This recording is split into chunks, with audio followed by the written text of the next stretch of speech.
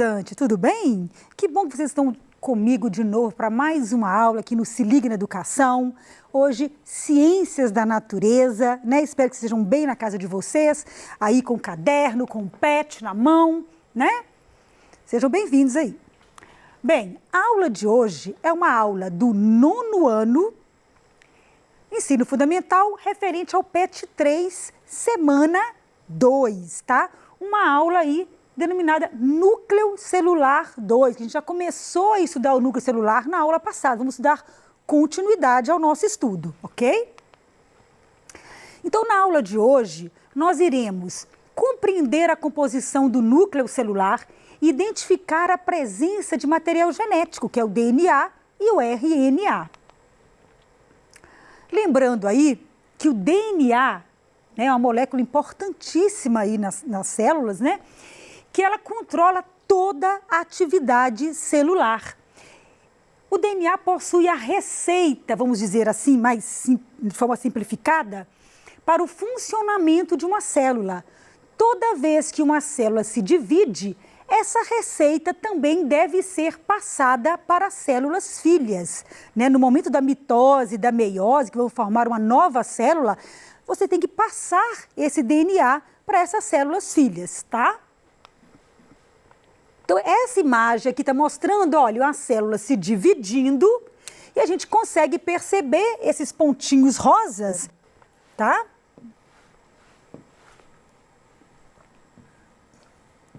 Aqui esses pontinhos rosas, que são aí, né, os cromossomos, o DNA, que estão se dividindo para as duas células. Então, nós vamos estudar hoje como que isso ocorre, como ocorre esse processo, né, de duplicação do DNA, tá? O que é a duplicação do DNA? A duplicação ou replicação, né, corresponde à duplicação do material genético, pois o DNA, ele faz uma cópia de si mesmo. As duas fitas, vocês lembram que o DNA tem duas fitas complementares que se enrolam, né, como uma escadinha em helicoidal, constitui a molécula e eles se separam e se orientam à formação de cadeias complementares, vão formar novas cadeias. Vou explicar detalhadamente para vocês. Nessa imagem, a gente está vendo aqui, olha, uma fita de DNA, ó, vou seguir ela aqui, tá? Você viu que ela se abriu, né? Eu tenho uma fita e eu tenho a fita complementar a ela, aqui, né? Então, esse DNA, a fita vai se abrir e vai ser produzido uma nova fita complementar a cada uma aqui, olha. Formou uma fita nova aqui e outra fita nova do outro lado. Então, eu vou ter sempre uma fita original e uma fita nova, ou uma fita velha e uma fita nova. Por isso que a gente fala que ele é semi-conservativo, ele preserva uma fita que vai servir de molde e constrói uma fita nova, tá? Lembrando aqui que o DNA, ele tem duas fitas, né? E esse é o sentido da duplicação, olha. Deixa eu pegar aqui uma cor mais visível para vocês, ó. Sentido 5 linhas, 3 linhas. O que quer dizer isso, Marisa? Lembrando aí, né, que o nucleotídeo ele é formado para a molécula de açúcar, que é desoxirribose, e ela tem carbonos, né? Então, nós temos carbono 1, 2, 3, 4, 5. Então, isso tem a ver aí com a numeração aí do carbono. Então, vai sempre do sentido carbono 5 para carbono 3, tá? Se eu aprender isso detalhadamente lá no ensino médio, então não precisa te preocupar com esses detalhes agora, tá? E lembrando que então você vai ter que fazer duas fitas, tá? E aqui, olha, para começar, o DNA tem que abrir. Então, forma um garfo de replicação, tá? Imagina um fecho se abrindo, né? O zíper se abrindo. Então, vai ter que ter ali um garfo de replicação que vai se abrir, né? Para que, então, a nova molécula seja formada. E uma fita, ela vai de forma contínua e a outra fita, ela vai no sentido oposto e em fragmentos, tá? Chamado de fragmentos de Okazaki. Ela vai cada hora um pedacinho e depois tem que unir, tá? Por uma enzima que vai fazer aí a ligação desses fragmentos. Em resumo, a replicação do DNA ocorre no sentido 5 linhas, 3 linhas, e as fitas são separadas pela atuação de enzimas. Gente, são diversas enzimas que vão agir aqui, eu vou explicar para vocês. Elas vão quebrar as ligações entre as bases nitrogenadas, desenrolar as cadeias abrindo a dupla hélice, tá? E conforme o DNA vai desenrolando, desespiralizando, né? Outras enzimas vão atuar, catalisando a síntese de novas sequências, utilizando sempre a fita-mãe como molde, tá?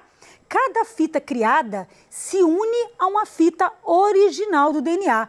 Por isso o processo é classificado como semi-conservativo.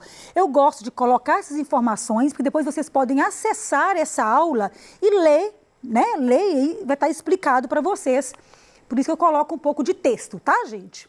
Então, olha aqui, esse é um esquema mostrando aí a duplicação do DNA, tá?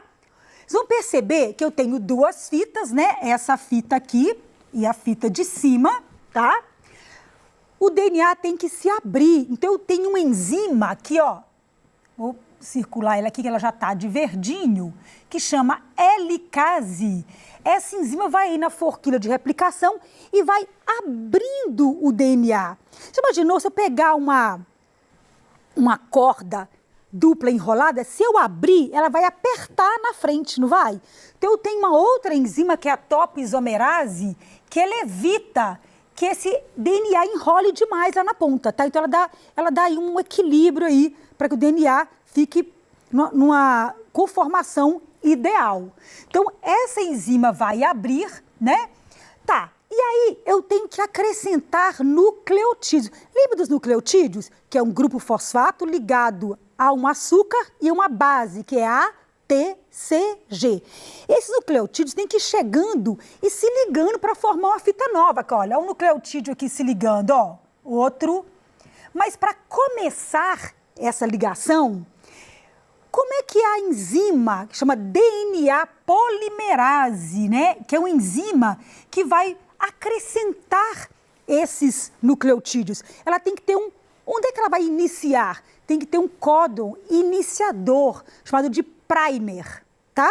Que é uma sequência de RNA, tá? Que vai se ligar, aí naquele ponto a DNA polimerase vai se ligar e vai acrescentando os nucleotídeos. Então, isso aqui é o primer, tá, gente? E tem enzima primase que vai fazer aí essa ligação do primer. E lembrando aqui que eu tenho essa fita que está sendo feita de forma contínua, sem parar, e a outra fita, em sentido oposto, ela vai sendo formada fragmentos, tá? Forma um pedacinho, solta outro. Então, tem que ter várias primases, né? Depois, esses pedacinhos vão ser unidos por um DNA ligase, que é uma enzima que vai ligar esses fragmentos, tá? Tá certo? Estou mostrando aí esse processo que envolve uma série de enzimas. Olha que interessante, isso é uma imagem, né? Animada, mostrando, olha, de azul aqui, ó, a topoisomerase que está equilibrando aí a molécula para não enrolar muito. Essa que está girando aqui, ó, tá? É a helicase, que está abrindo aí a fita de DNA. E aí, lateralmente, a gente está vendo aí outras enzimas, DNA polimerase, acrescentando. Então, é bem dinâmico, tá? É bem interessante. Enquanto nós estamos aqui assistindo essa aula, o nosso organismo, nossa célula está aí, ó, fazendo essa mágica, tá? A bioquímica celular é maravilhosa, é uma mágica, tá, gente?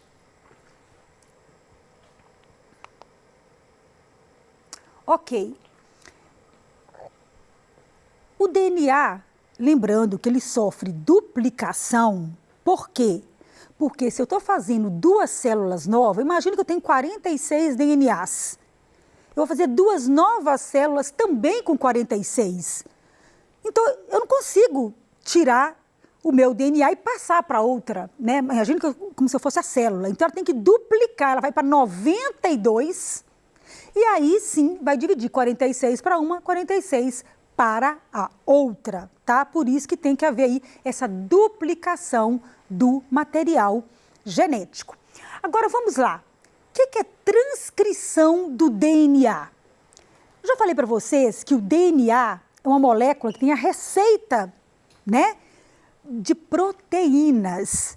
Olha que interessante, nós temos ali 46 DNAs, 23 vem do pai, 23 vem da mãe, com as receitas de proteína, que são os genes, tá? Grande parte da sequência do DNA, ela não codifica nada, uma parte pequena que codifica aí as proteínas. Isso indica que eu sou uma sopa de proteína, cabelo é proteína, pele, o sangue, o músculo. Nós somos formados por tijolinhos, que a gente chama de proteínas. Mas aí, como que se faz uma proteína? Eu tenho que ter uma receita, tá? A receita é aquela sequência de DNA. Eu tenho que ter alguém para ler essa receita. Na célula, quem sabe ler a receita do DNA? Porque se eu ler lá A, T, C, C, T, G, C, eu não entendo nada. Mas o ribossomo, ele consegue ler essa receita, tá? Ele consegue decodificar, né, esse código genético, produzindo proteína, tá? Então, olha só, o que é transcrição?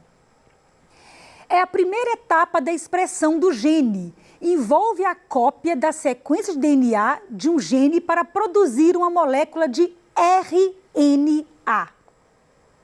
Tá? Então, aqui nesse desenho, se a gente pegar lá uma sequência de DNA, vou pegar aqui uma sequência aqui, ó. Aqui vai estar lá A, T, C, G, né? As sequências aí de bases. Isso aqui vai ser o código para se fazer uma proteína, tá? Mas como que se faz um RNA mensageiro? Olha que interessante. Eu tenho um DNA, uma molécula gigante. Eu vou pegar apenas uma parte, um fragmento que corresponde àquele gene e vou tirar uma cópia. Eu falo de mensagem, o DNA vai mandar uma mensagem para o ribossomo, que é o RNA mensageiro. Então, a fita tem que se abrir e dessa vez vai tirar a cópia só de um pedacinho de um dos lados da fita.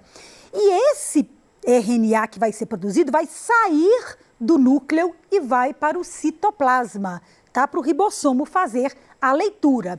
Aqui eu estou mostrando para vocês que nem todo DNA, nem toda sequência, ela codifica proteína. Então, nós temos os exons e os introns. Os exons são aquelas sequências que realmente codificam proteína, né? Ou alguma aí, molécula funcional, como o RNA mensageiro. E o intron é esse pedaço que não codifica nada. Então, quando forma o RNA mensageiro, ele elimina esses introns, que eu chamo de intrometidos, corta aí esses introns e os exons se unem e aí então está pronto o RNA mensageiro. Tem outros eventos bioquímicos, mas eu não vou entrar em detalhe agora. Então, essa sequência então vai dar origem a uma proteína. Lembrando que as proteínas são sequências de aminoácidos. Cada bolinha é um aminoácido. Imagina um colar de bolinha, olha, esse DNA, esse gene quis fazer essa sequência. Azul, laranja, amarela, azul, verde, vermelha. Mas pode ser qualquer sequência. Quem vai ditar essa ordem é o DNA, porque cada trinca de base vai codificar um aminoácido que vai ligar aí, formar proteína. Como assim, Marisa? Olha só. Eu tenho aqui o DNA se abriu. Aqui eu tenho a sequência, olha, deixa eu pegar aqui uma cor preta, ó. Aqui, ó, AUG, tá? AUG. Aqui, ó. TAC. T liga com A liga com T, vocês lembram? Só que o RNA não tem T, não tem timina, tem uracila. Então, onde era T, a gente coloca o quê? U. Aqui era C, G.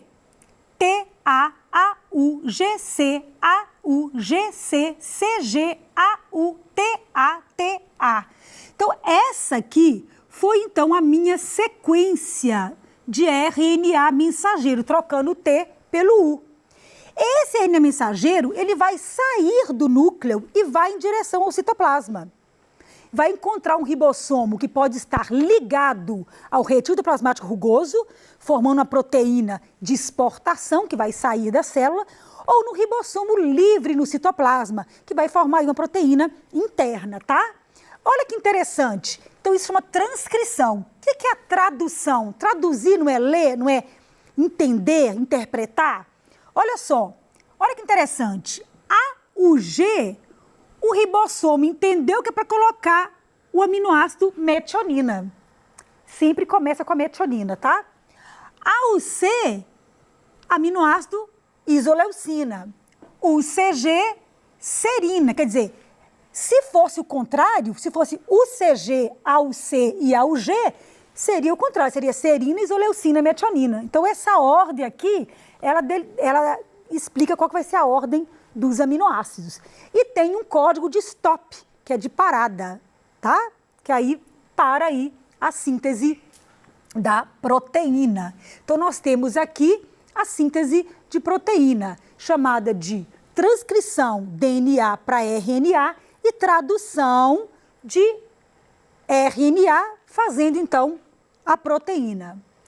Esse é um desenho mostrando o quê? Tá? Um esquema animado. De marrom, estamos vendo o ribossomo, tá? Olha que interessante. Olha a fita sendo lida. Esse é o RNA mensageiro, tá? Que está aqui caminhando, tá? O RNA mensageiro, ele está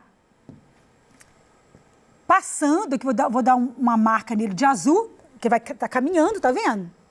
E nós temos, chegando aí no ribossomo, o RNA transportador. É ele que traz o aminoácido, tá? Então, por exemplo, fez uma leitura aqui, ó. O G trouxe aqui a valina, tá vendo? Então, de acordo com esse código aqui do RNA mensageiro, o transportador vai se encaixar e vai trazer um aminoácido. E olha que interessante, ele entra por um sítio, chamado sítio A, depois ele dá um pulo para o sítio P, para dar espaço para entrar outro transportador, tá?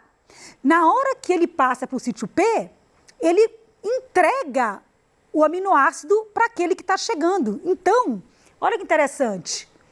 Ó, caminhou, ligou, saiu. Ligou, eu chamo de ligação peptídica, tá? Que eu vou unindo aí os aminoácidos. E aí eu formo, então, a proteína, tá? Então, olha só, esse código sendo traduzido em proteína.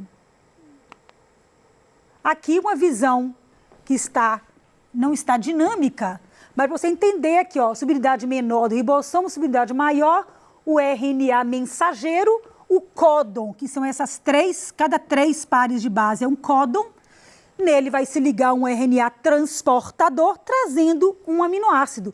E aí, no final, formou a proteína nessa sequência aí. Né? Então, eu posso formar milhares de proteínas diferentes. Né? Olha que interessante, com essa receita aí, que é o DNA. Olha que interessante, nós temos genes que são ativos e genes que são inativos. Como assim, Marisa? A minha pele, né, todas as minhas células têm todos os DNAs com todos os genes. Quer dizer, então, que na minha pele tem gene para produzir osso, para produzir fígado? Tem. Só que ele vai estar inativo aqui, o DNA vai estar enroladinho, tá? Agora, lá no meu osso, eu tenho que formar os osteócitos, são as células ósseas, então eu vou ter, então, genes que vão estar o quê? Ativos. Quer dizer que eu tenho páginas abertas e páginas fechadas, mas todas as células têm o mesmo livro de receita. Qual página vai estar aberta ou fechada que vai determinar quais proteínas que vão ser feitas, tá? Então, aqui um exercício para finalizar. Olha, quais processos os números indicam? 1, DNA. 2, ó, DNA tirando uma cópia dele mesmo. Duplicação. DNA produzindo RNA, transcrição, e RNA para proteína, tradução, ok? Essas são nossas referências bibliográficas. Até a próxima com mais uma aula de ciências com a Marizinha. Um grande abraço para vocês.